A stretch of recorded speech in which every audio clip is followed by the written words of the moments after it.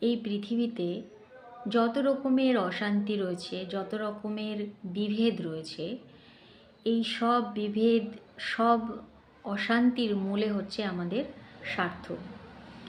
এমন হয় না, এমন আমরা বলি না যে ওই মানুষটা ভীষণ খারাপ, এই মানুষটা ভালো।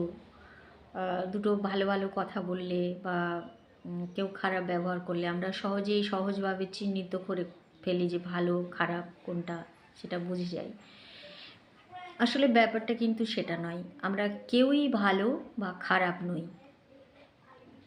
আমরা আমাদের প্রয়োজন অনুসারে নিজেদের স্বার্থ বিবেচনা করার পর আমরা কতটুকু ভালো ব্যবহার করব, কতটুকু খারাপ ব্যবহার করব, সেটা নির্ভর করছে।